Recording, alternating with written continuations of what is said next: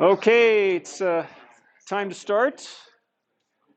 So I know some of you have taken the exam and others have not. If you have not taken the exam, you want to get in sooner rather than later. I think if you get in by 2 o'clock, you don't have to pay the late fee. So a little incentive to. Plus, you can enjoy your Friday evening safely and in a social distance fashion, of course, but you can enjoy your Friday evening if you get in early this afternoon to take the exam. All right, even if you haven't taken the exam and you know today's material is not on the exam, you need to pay close attention because today we are starting our unit on carbonyl chemistry. And I mentioned previously that carbonyl chemistry is vast in nature. There are 5 chapters in the book on carbonyl chemistry. So we're going to spend a total of a third of the time this semester on carbonyl chemistry. And it starts today. We're laying the foundation for understanding of carbonyl chemistry. And if your foundation is weak, you're going to have a hard time with this unit of the class that makes up a third of the material. So let's make sure that we're attentive and focused, even if we haven't taken the exam yet. Today we're going to introduce types of carbonyl compounds. We're going to talk generally about the types of reactions they undergo. And then we're going to talk specifically about the reductions of aldehydes and ketones. So I've drawn on the board for you the classes of carbonyl compounds. There are 2 classes. We have the compounds that only have carbons and hydrogens bonded to the carbonyl carbon. And of course, we're not referring to the carbonyl oxygen. We know all carbonyls have a carbonyl oxygen. We're talking about the 2 groups other than the oxygen that are bonded to the carbonyl carbon. And in aldehydes, we have a carbon and a hydrogen. In ketones, we have 2 carbons. And then our second class of carbonyl compounds is found over here. Those that have an electronegative heteroatom bonded to the carbonyl carbon. They'll have 1 carbon and 1 heteroatom, which will either be oxygen, nitrogen, or chlorine. There are actually a few other types, and I should mention that we can divide this category further into 2 groups. We have carboxylic acids, which we have discussed already in chapter 19. And then we have carboxylic acid derivatives. All the other molecules in this class can be lumped into a group called carboxylic acid derivatives because they are derived from carboxylic acids. Okay? So the acid chloride, we've also covered that. That was chapter 18. Esters and amides, we're familiar. We've seen these functional groups previously. There are a few others that we'll learn later on in the class, but these are the main 4 types of molecules in this category. Okay?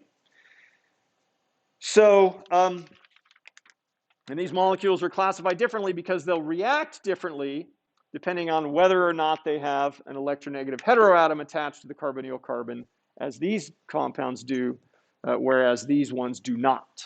Okay? So let's review the properties of the carbonyl carbon, or the carbonyl group, I should say. Carbonyl group is planar. Right? Both the oxygen and the carbon are sp2 hybridized. And we have 3 groups attached to that carbonyl carbon. And the carbonyl bond is polarized, okay? Because the oxygen is more electronegative than the carbon. And there are 3 ways we can show this polarization. We can use resonance. We know that anytime we have a double bond between atoms of differing electronegativities, we can draw a minor contributor where we move the pi electrons onto the more electronegative atom, and we get a resonance structure looking like this. Okay? Of course, it's a minor contributor. It has charges. It has less bonds.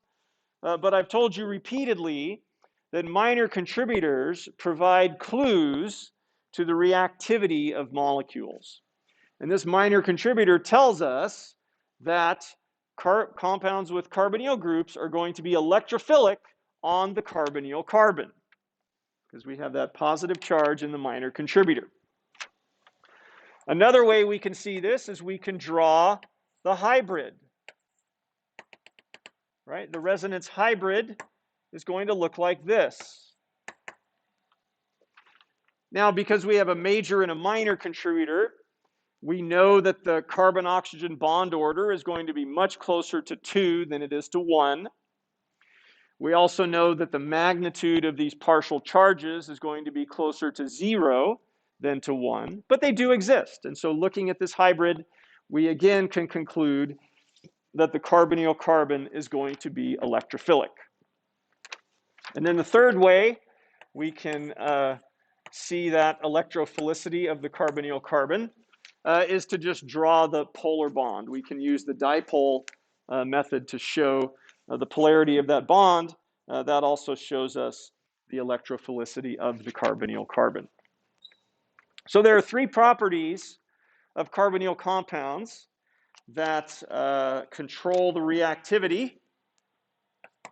The first one we've mentioned. The carbon atom is electrophilic. Okay. The second one is that the carbon atom of a carbonyl group is relatively unhindered.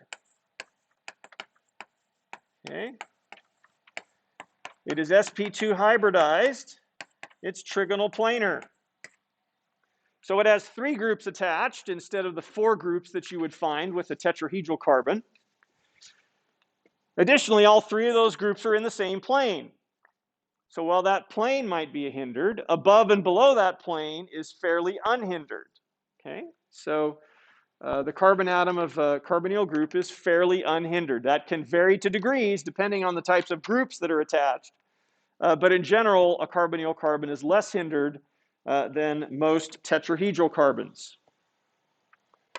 And then the third feature is something we learned earlier, that pi bonds are weaker than sigma bonds. So the pi bond of a carbonyl group is going to be relatively easily broken. I didn't write relatively on the board, but maybe I should have. We know that carbonyl bond or double bonds cannot be broken simply by heating a molecule up. But when we say easily broken, when we're performing reactions where we're breaking some bonds and forming new bonds, if we're breaking a pi bond and replacing it with a sigma bond, that's going to be thermodynamically favored. And so when you combine these features, it helps us understand the reactivity of carbonyl compounds, which is that nucleophiles are going to attack the carbonyl carbon, and the pi bond is going to break as a result. Okay, any questions? So the outcomes of these reactions are going to differ depending on the type or the class of carbonyl compound that we have. Okay, so if we have aldehydes and ketones, and we'll draw those like this. So putting this hydrogen in parentheses is just indicating that this group can either be an R group or a hydrogen. So that's a shorthand way of drawing something that could be either an aldehyde or a ketone. Okay? So in a 2-step process, we can react a nucleophile. It's usually going to be a strong nucleophile with either a full negative charge or a partial negative charge. That nucleophile is going to attack the carbonyl carbon. We'll draw a mechanism for this process in a moment. And then we're going to add water, and that water is going to protonate the oxygen. Okay? So we're going to end up with an alcohol from our aldehyde. Okay? So what class of reaction is this?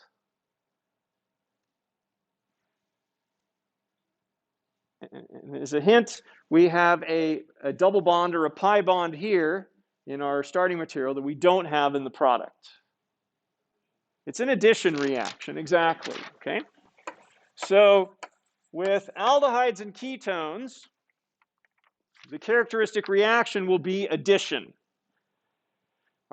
So we're adding a nucleophile and a proton across the carbon-oxygen double bond. The proton ends up on the oxygen, and the nucleophile ends up on the carbon.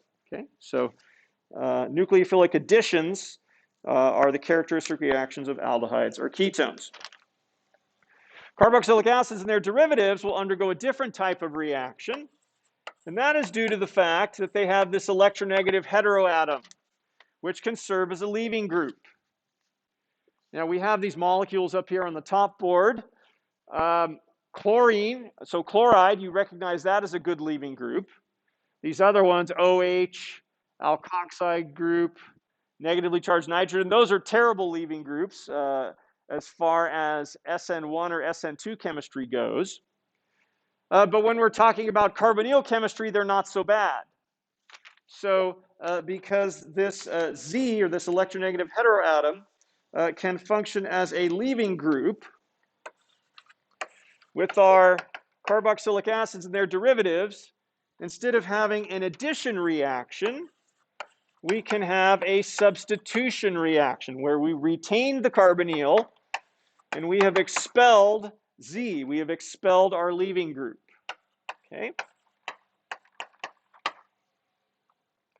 It's not a one-step process. We'll go over the mechanism in a moment. It's not SN1 or SN2. It's actually referred to as nucleophilic acyl substitution. So it's a different mechanism from the substitutions we learned in 351M. But it is a substitution nonetheless because we're replacing a leaving group with a nucleophile. Okay? All right, so let's look at the general mechanisms for these processes. Let's look at the general mechanism for the nucleophilic addition.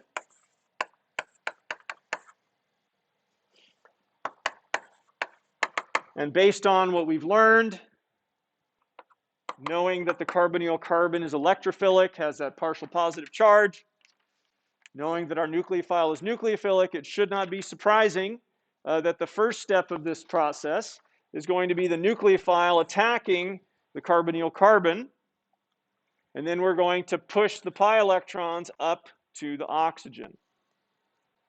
Okay.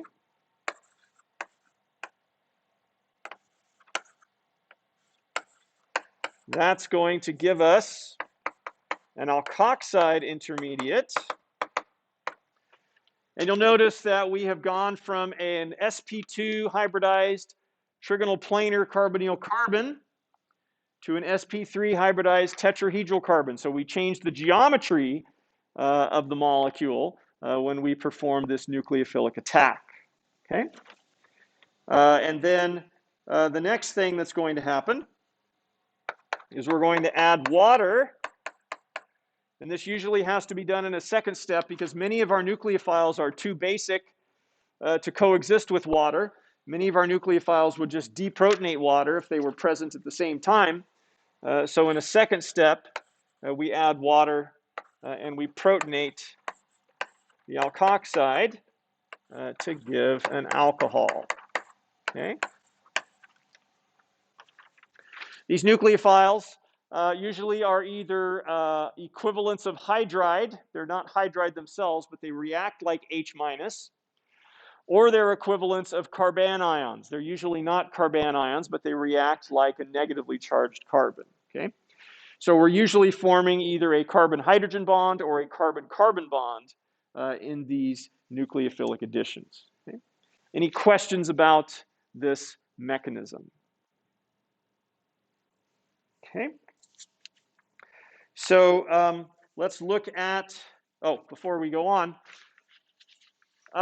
we've drawn aldehydes and ketones together at this point, but they're actually different. Which one would be more reactive, an aldehyde or a ketone? I'll draw them on the board while you think about this. And hopefully by the time I'm finished, someone will have an answer for us as to which of these two molecules would be more reactive in a nucleophilic addition. Yes?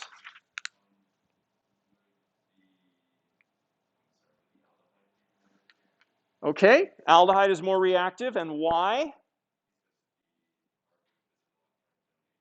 Okay, very good. So we've learned repeatedly that alkyl groups are electron donating groups.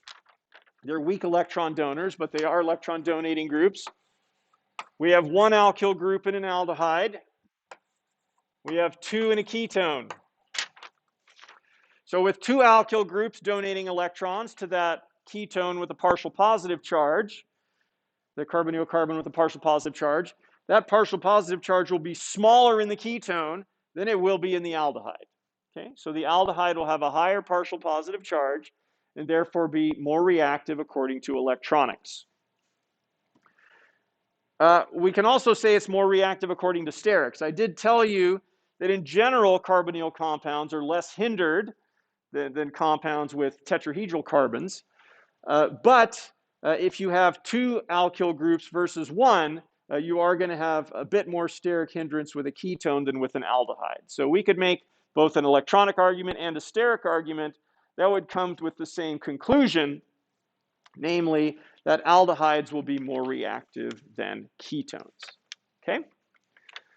All right, so that's our general mechanism for nucleophilic additions to aldehydes or ketones. Let's look at a mechanism for the nucleophilic substitutions to carboxylic acids and their derivatives. And the process is going to start the same way.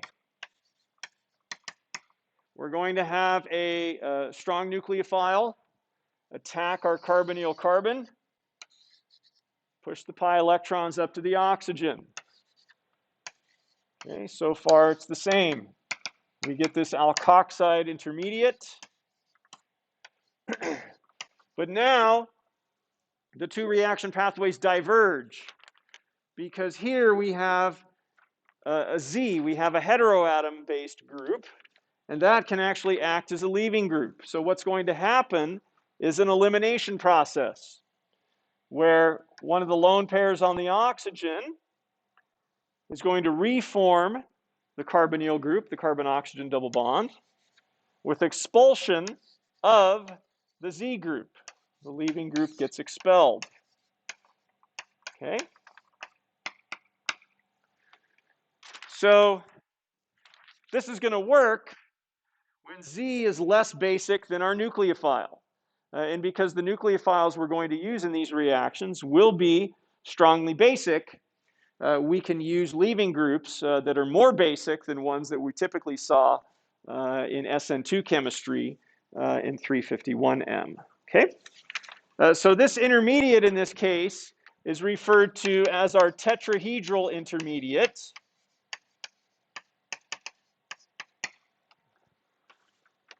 Okay, because carbonyl carbon is sp2 hybridized here at the start.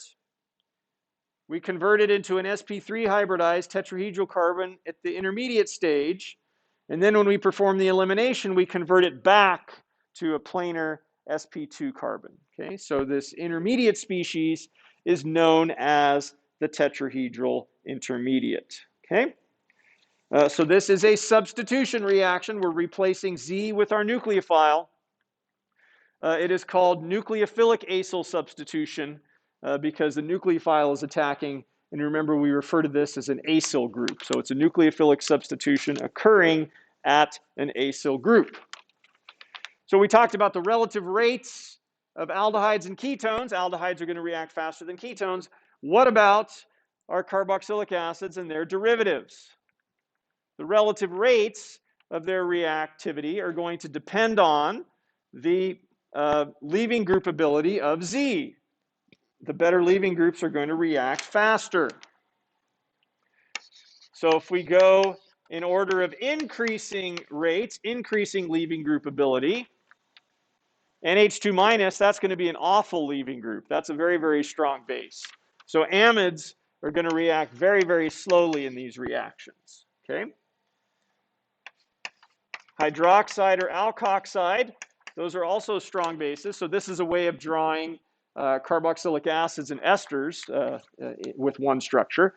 Those are strong bases also, but not as strong as NH2 minus. So depending on the basicity of our nucleophile, we can use hydroxide or alkoxide as a leaving group.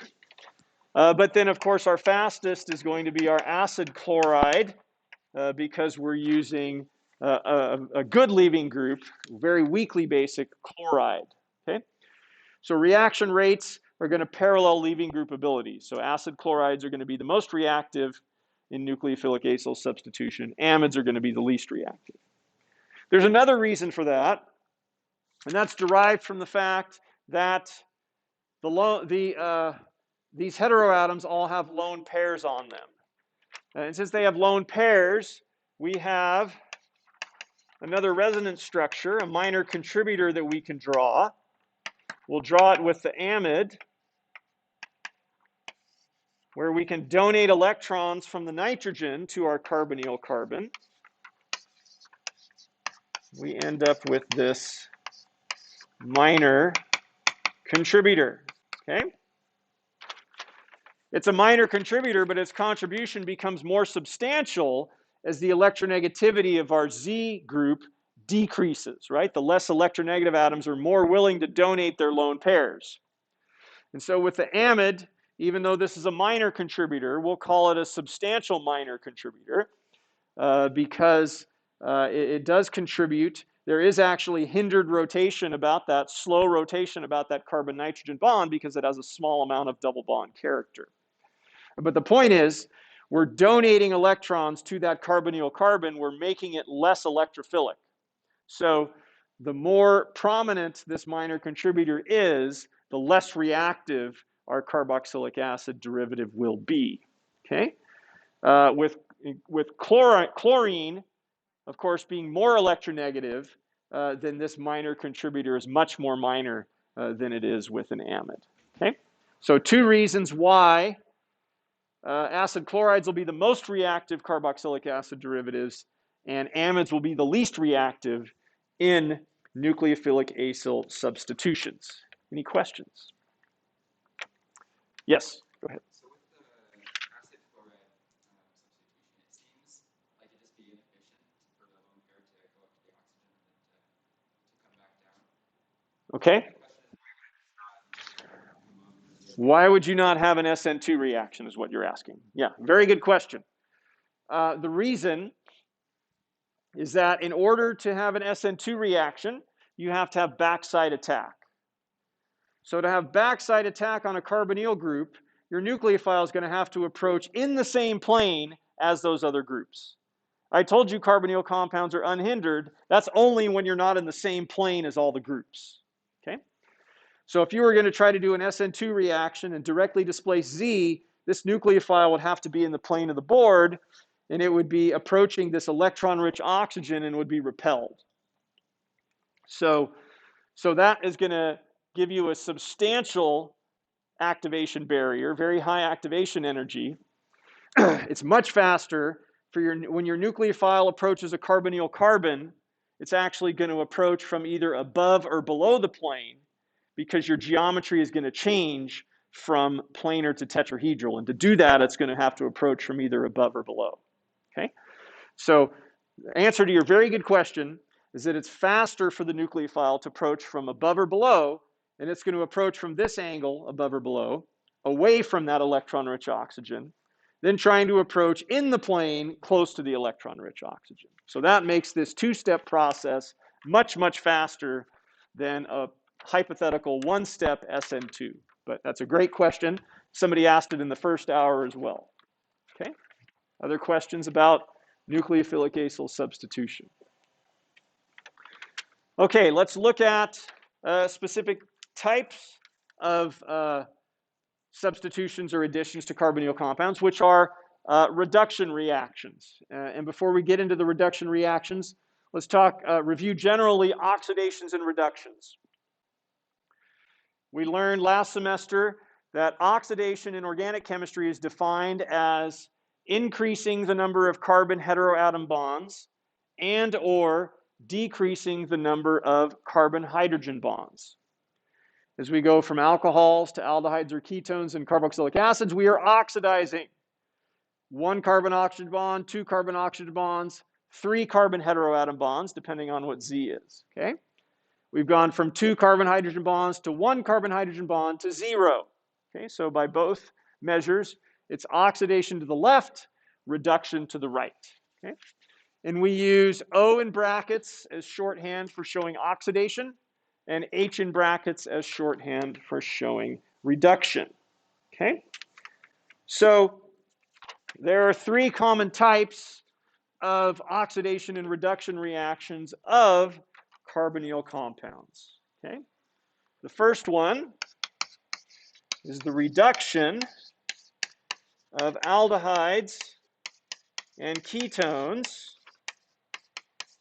to alcohols. Okay? So we take our aldehyde or ketone.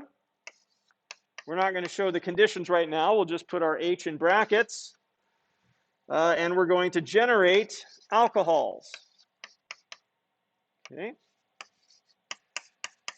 And you look at the structure of this kind of generic product I drew for you, and you see that if we start with a ketone, we're going to end up with a secondary alcohol. If we start with an aldehyde, we're going to end up with a primary alcohol. Okay? And what type of reaction is this? Is this an addition or a substitution? It's an addition. So when we reduce aldehydes or ketones, that's going to be an addition reaction. It's going to be that mechanism that we have up here at the top of our second board. Okay. We can also reduce carboxylic acids and their derivatives.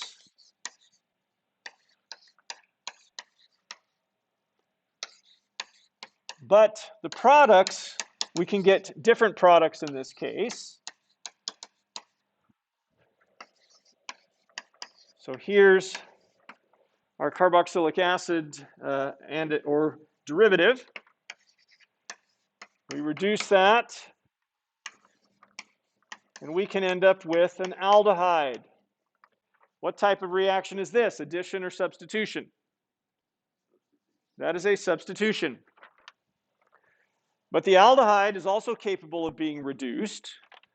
And so depending on the type of reducing agent, the aldehyde could undergo further reduction to give an alcohol, a primary alcohol in this case.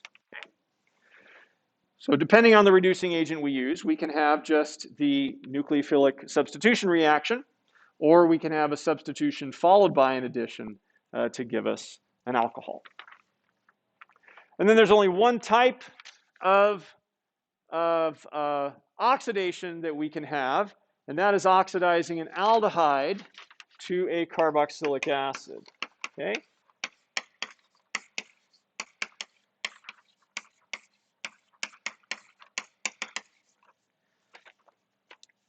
So here we take an aldehyde. We have our O in brackets for oxidation, and we're going to get a carboxylic acid. Okay? We have a carbon-hydrogen bond that we can replace with a carbon-oxygen bond in an aldehyde. In a ketone, we don't have a carbon-hydrogen bond, so we're not going to be able to oxidize ketones. If you take more advanced organic chemistry classes, you'll learn that there are, in fact, ways to oxidize ketones, but they're different from the oxidations we're learning in this class. So for purposes of 352, we're not going to be oxidizing ketones, only aldehydes. Okay? So what kinds of reducing agents will we use to reduce aldehydes and ketones and carboxylic acid derivatives? There are 2 common reagents that are used, and they're metal hydride reagents. We introduced them in chapter 12, but we didn't talk about them in great detail. So now we're going to talk about them in more detail. We have sodium borohydride. Here's our Lewis structure for sodium borohydride. And then we have lithium aluminum hydride, which has a very similar structure. We've just replaced the sodium cation with a lithium cation and the boron atom with an aluminum atom. Okay? These molecules illustrate one of the quirks of Lewis structures, and that is where we place formal charges. When we draw these Lewis structures, we have to put the negative charge on the boron and on the aluminum. Where does the negative charge actually lie in these molecules? On the hydrogens. Why? Exactly. So if we look at our periodic table, boron and aluminum are right on the border between metals and nonmetals. They're often referred to as metalloids as a result.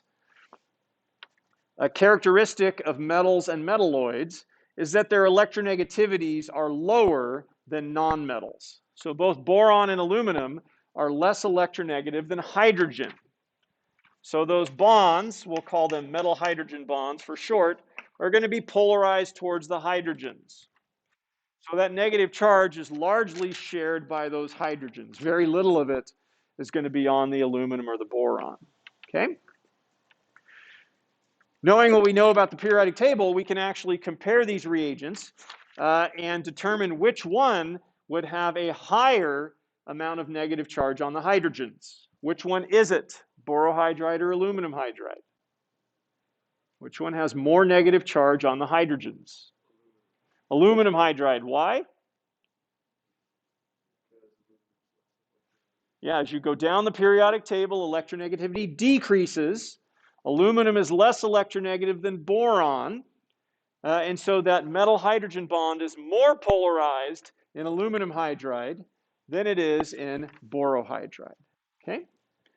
So if we had H minus, if we had a hydrogen with a full-blown negative charge, that would be hydride, which is one of our strongest bases. These species have partial negative charge on hydrogen, so they're strong bases, but not as strong as hydride.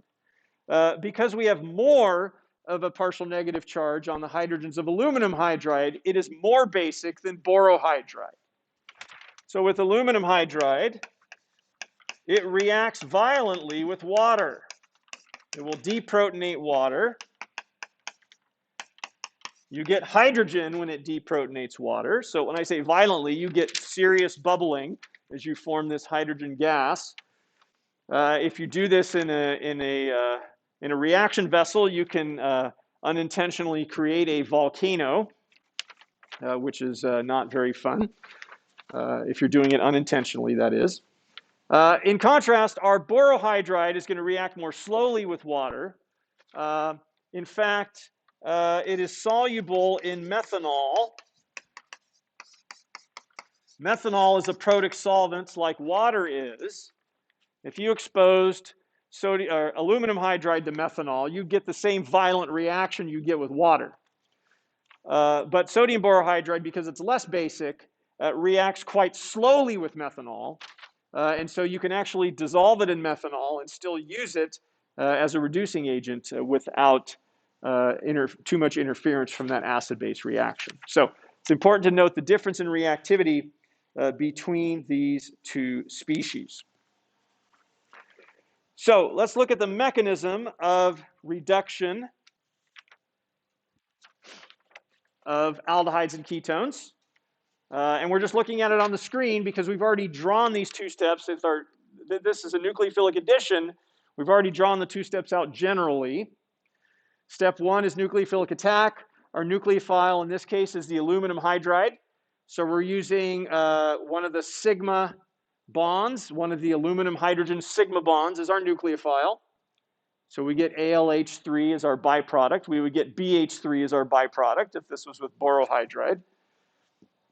And then in our second step, we're adding water to protonate. If we were doing this with borohydride, we wouldn't have to specify step 1 and step 2 because we can have the methanol in there simultaneously with the borohydride and they won't react with each other. So they note here that if you were using borohydride in step 2, methanol would be the proton source as opposed to water, but it would be the same mechanism. Any questions about this mechanism? Okay, so this is an addition reaction, we said. What we're adding in the case of this reduction is hydrogen. Right, we're adding one hydrogen to the carbonyl carbon and one hydrogen to the oxygen. And based on the mechanism, you know where those hydrogens are coming from. So you should be able to answer this iClicker question. Let's go ahead and get our iClickers out. You can go ahead and talk to your neighbors. If you wanted to make this deuterated alcohol with the deuterium on the oxygen, which of these combinations of reagents would you use? And remember, we learned back in chapter 12 that you could actually use metal and hydrogen gas to reduce carbonyl groups as well. So go ahead and talk to your neighbors and answer the question.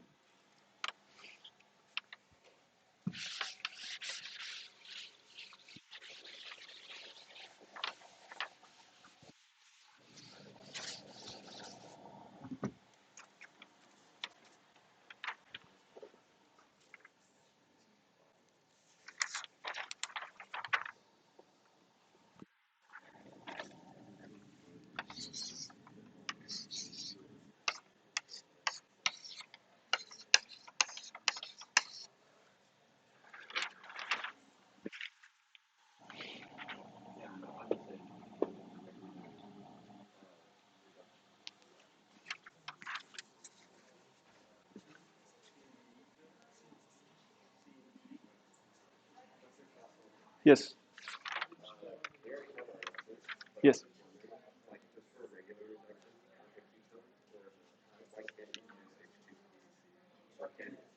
You can, but it doesn't work as well. We'll talk about that in just a minute after we finish the.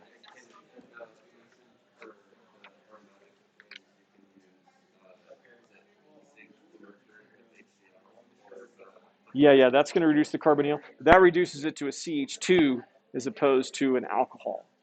So it's a different type of reduction. You're totally getting rid of the oxygen when you do that. Yeah, this is a single, this is just going from 2 carbon-oxygen bonds to 1. Okay, let's finish up. Let's get our final answers in. Okay, going once, going twice. All right, that looks like what we have. Okay, who would like to raise their hand and explain which one they chose? Which one did you choose and why? Yes, please. Okay.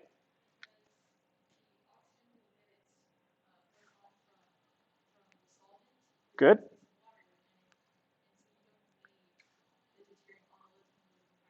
Okay. Yeah, not only do you not need it, you don't want it, unless you wanted the compound with deuterium here and here. And so knowing that the proton on the oxygen is coming from water tells us we need to use D2O.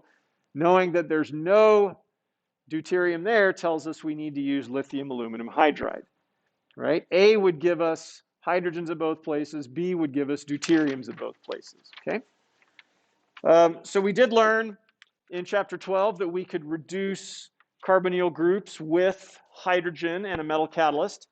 I told you those reductions are sluggish compared to reductions of alkenes.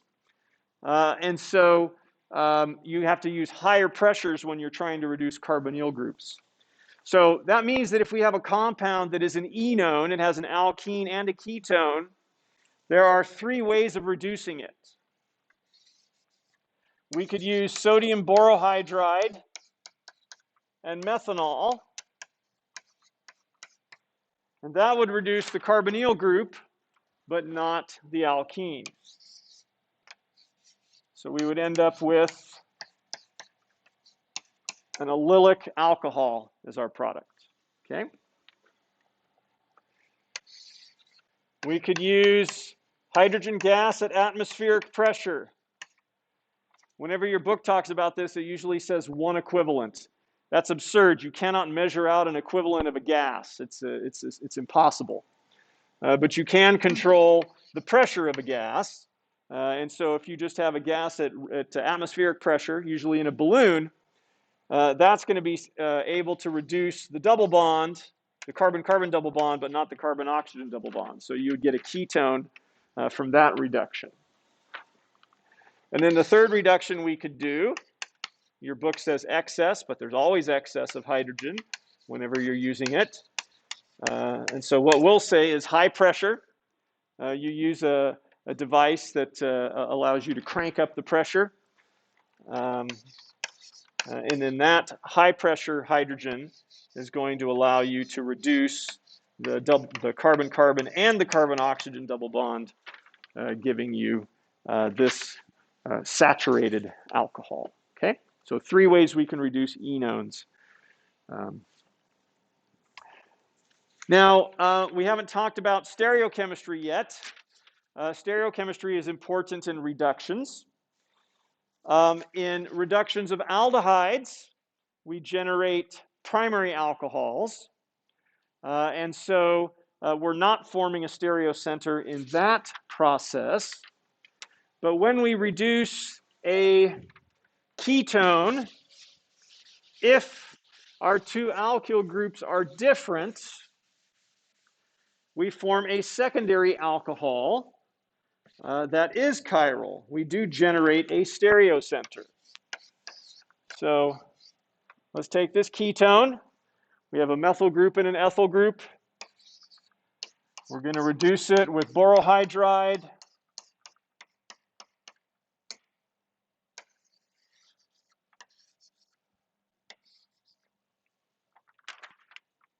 I told you that these nucleophiles approach the carbonyls either from above the plane or below the plane. So we could approach from above the plane, and we would get an alkoxide intermediate looking like this. Or we could have that hydrogen approach from below the plane, and we would get an alkoxide intermediate looking like this. Will there be any difference in the rate of the borohydride approaching from above versus below the plane? No difference. So that means we're going to get a 50-50 mixture of these 2 alkoxides. And then we're going to react those with methanol to protonate the oxygens. And that means we're going to get a 50-50 mixture, a racemic mixture of this chiral alcohol. Okay?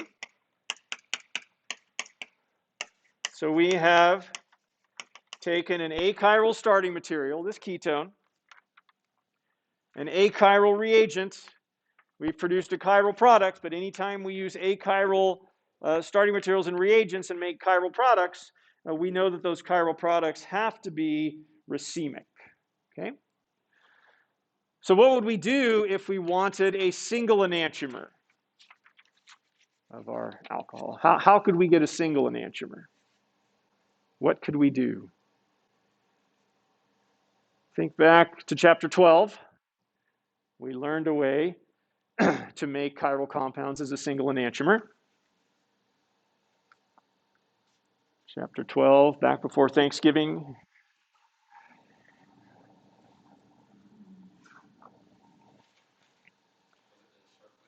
Okay, we had the sharpless asymmetric epoxidation, the sharpless enantioselective epoxidation.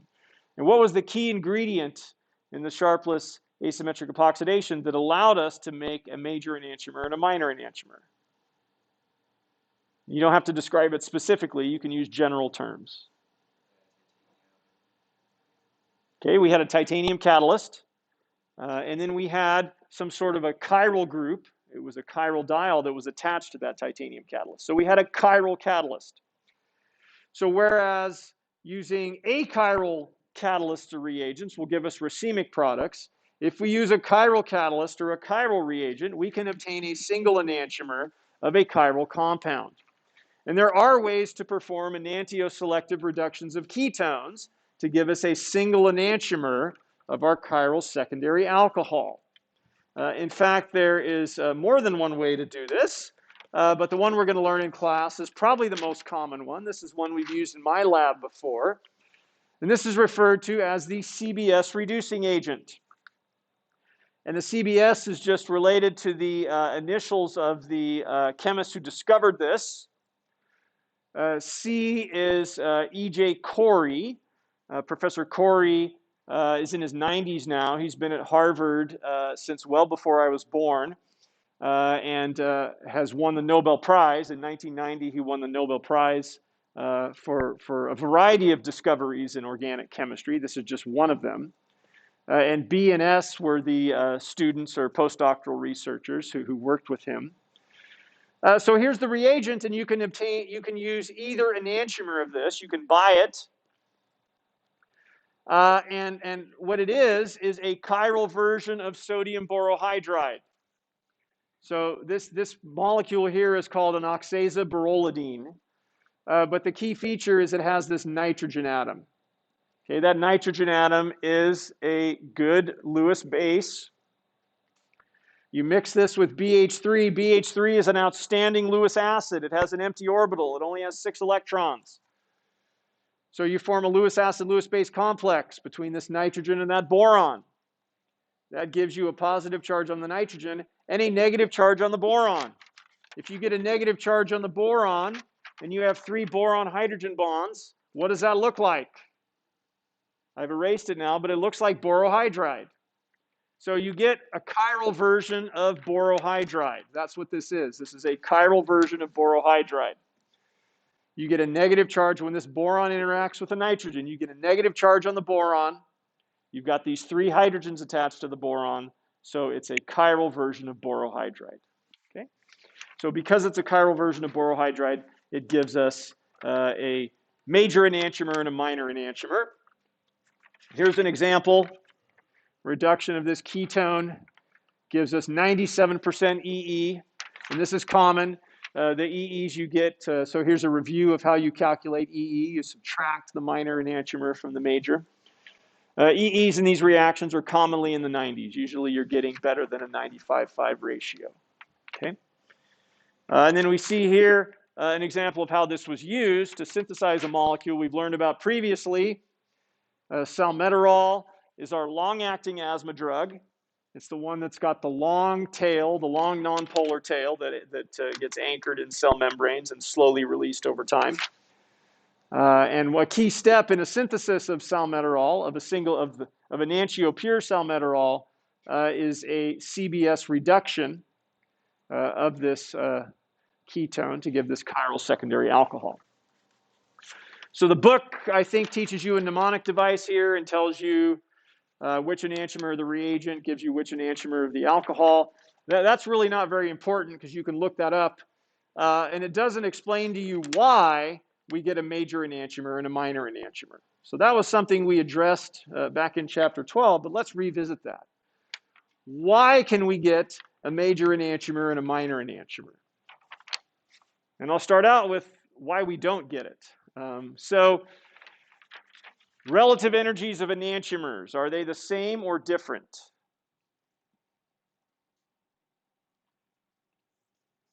They're the same, right? Enantiomers have the same physical properties, except for the way they rotate plane polarized light and how they interact with other chiral molecules. So their energies have to be the same. So if we're relying on thermodynamics to control our reaction, we're never going to get anything other than a one-to-one mixture because their energies are equivalent. So we can't rely on thermodynamics. What do we have to rely on? Kinetics. We have to set up 2 reaction pathways, a fast reaction pathway leading to the major enantiomer, and a slow reaction pathway leading to the minor enantiomer. So when we talked about this in chapter 12, we drew this energy diagram for you. So what we have here, we have our starting material, which would be our ketone here in the middle. And it can go in either direction. The pathway with the lower activation energy is going to give us our major enantiomer. Okay, here's our ketone. The pathway with the higher activation energy is going to give us our minor enantiomer. Okay, so we rely on kinetics. How do we do this, though? How do we have one reaction pathway being faster than the other? I told you something back in chapter 12 about the relationships of these 2 transition states. Does anyone remember what it was? It was back before Thanksgiving, before you went into turkey-induced comas, I guess, and perhaps forgot this, but we do need to Remember it. It's a vital principle. All right, I'll jog your memory a little bit. Let's look at this reduction here. So the first step of our reduction is the key step. That's the step where we're forming our stereocenter. Okay? So we have a transition state leading to this enantiomer and a transition state leading to that enantiomer. When we have an achiral reducing agent, what's the stereochemical relationship of those two transition states? They're going to be mirror images, or they're going to be enantiomers of each other. So what's their energy going to be? Same or different? It's going to be the same, okay? Now, if we replace our sodium borohydride with a chiral reagent, and we have a single enantiomer of our chiral reagent, let's go back to our figure that shows us that. We have a single enantiomer. We have either the S or the R reagent, but not both. We have one chiral reducing agent with one configuration at its stereocenter.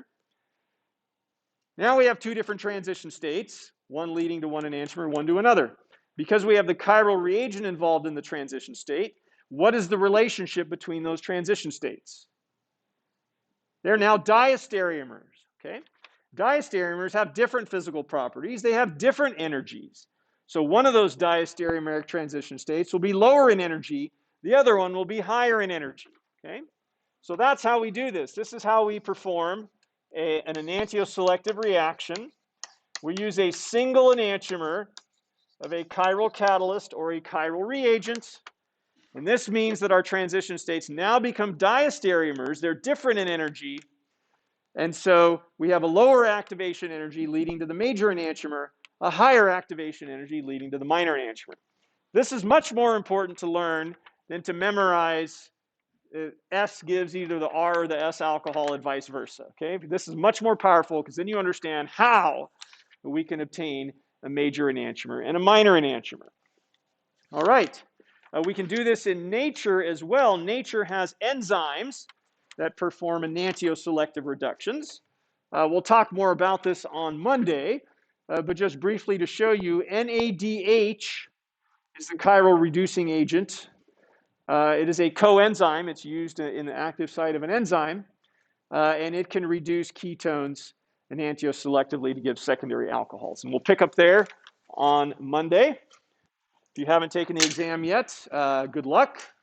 Get in there quickly to avoid that $5 late fee, and then you'll be able to enjoy your Friday evening safely and in a socially distanced fashion.